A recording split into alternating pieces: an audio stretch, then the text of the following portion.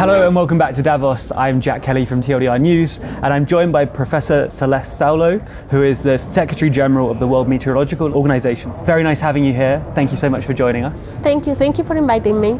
Could you give us some overview of what it is that you're doing at WEF this year and what you're doing at Davos and what it is you're looking to explore with other people? Well, I think that it's a unique opportunity for us as the World Meteorological Organization. Many decision makers are here discussing topics that are relevant for our agenda. And in particular for the WMO, it's important to raise awareness of the importance of climate action, both in terms of adaptation and mitigation, and also the need to really engage the economic activities with the climate agenda. Absolutely. And when it comes to the climate side, we'll start on that side, and then I'm interested in exploring how that interlinks with the economic issues. But from the climate side, what are the key observations that the WMO has about climate and the issues that you are most focused on? Well, we have just announced that 2024 was the warmest year on record. 1.55 degrees above pre-industrial levels. And of course, this does not mean that we are out of Paris Agreement goals, but it calls the attention that we are reaching levels that are, of course, worrying. At the same time, this is not only about temperature anomalies, as you know, sea level rise, ocean heat content. So every single parameter is going in the wrong direction. When I was at COP last year, I was speaking to a number of different experts about various issues when it comes to sea level, and also how rising sea levels could end up being obviously a major issue globally if it continues the way it is. So what key things are you focusing on when it comes to sea level? What are the key factors that you're paying attention to? For us, it's about how this sea level rise also brings severe weather associated. All the coastal weather becomes even worse. That means that coastal populations are being more affected. And this is in the short range. It's not just in 20 years from now. It's occurring right now. So extreme events are a problem that affects everywhere. And so WMO is really trying to build the capacity to improve the early warnings all over the place around the world. And of course, the developed world needs to improve their systems, and the developing world and the least developed world has to do even more efforts because they are more vulnerable, as you know. Obviously, there's a balance here of the kind of economics and the financing of this, and obviously the climate challenges too.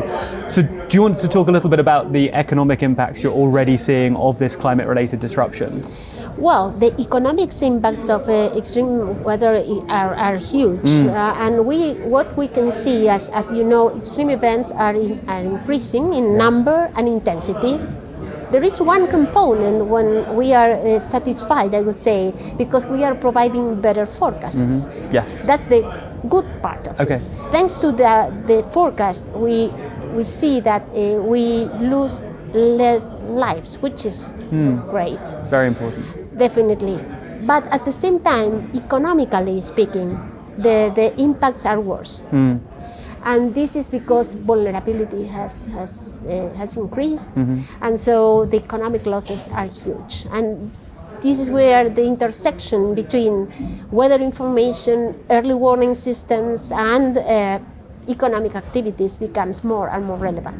Obviously, people are wary of spending a load of money on all kinds of things. There's lots of countries that are concerned about that when it comes to environmental projects at the moment. But as you say, not acting comes with a cost too. So do you think people are taking it seriously enough?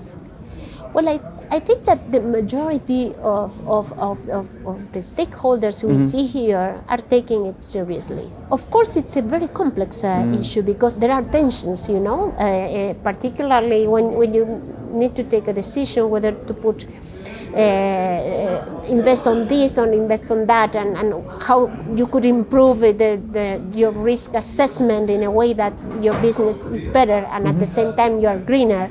So I understand those complexities, and that's the possibly a very interesting role for the World Meteorological Organization to engage with all these stakeholders, because we understand that the situation is complex, but we we see raising awareness between different stakeholders that they need to take action. And when it comes to those different stakeholders, obviously when people are thinking about climate action, one of the obvious places that people look is towards governments and towards big organizations and institutions to see what they can do. And obviously governments have a lot of power and a lot of say in this, but what potential is there here for collaboration with the private sector and working with different parts of society in order to improve this situation? Well, we have presented a report that we have elaborated with the WEF and the World Meteorological Organization about how businesses can engage in improving early warning systems. And it's a win-win. And because you can see that the public sector, of course, in general, what we produce is a public good. So it's essentially funded by public resources, but at the same time the need is huge, and it cannot be addressed only by one single player.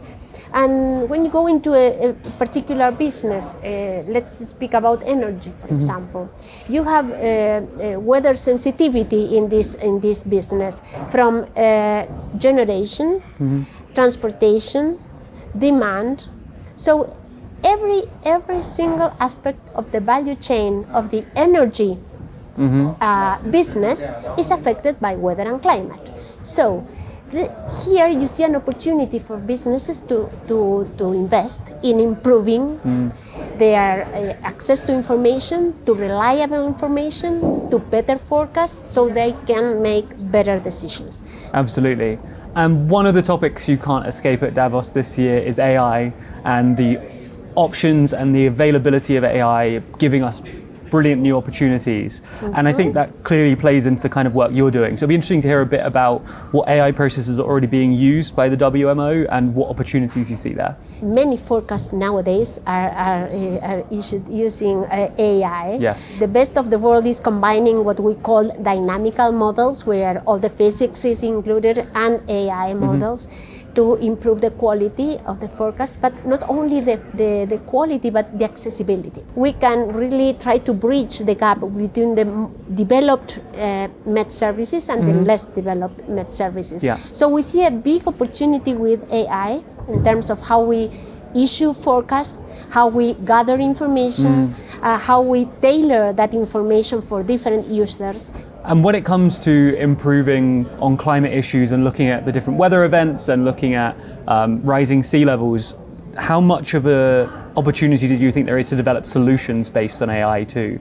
It's always bringing new things to the table, and it's the exponential growth. I don't think we can have something that moves so fast than when already you are speaking about that, it's already obsolete and it's changing. So what I think it's we have very big opportunities with AI, but just I would like to put some reflection in terms of the quality of data, because AI is driven by data. Yes. So one key piece of a successful application of AI is having reliable data. Yes. There is where WMO has a role in terms of making sure that the data that is ingested into these AI systems are reliable. My final question, and I've been asking this to everyone at Davos this week, is looking more broadly, looking at your experiences in Davos and looking at all of the conversations you've had, what brings you optimism? Obviously, we live in a changing world. There's lots of different things people are worried about, climate being one of them, obviously. What is it that brings you optimism and hope looking at your work and looking at the work of others around you? I heard some talks, and I was happy to recognize a common pattern in many of those, speaking about systemic approaches. We are all trying to embrace each other perspective in a way that is more systemic, and I think that will bring better results. Fantastic. Thank you so much for your insights. It's been really interesting speaking with you. Thank you.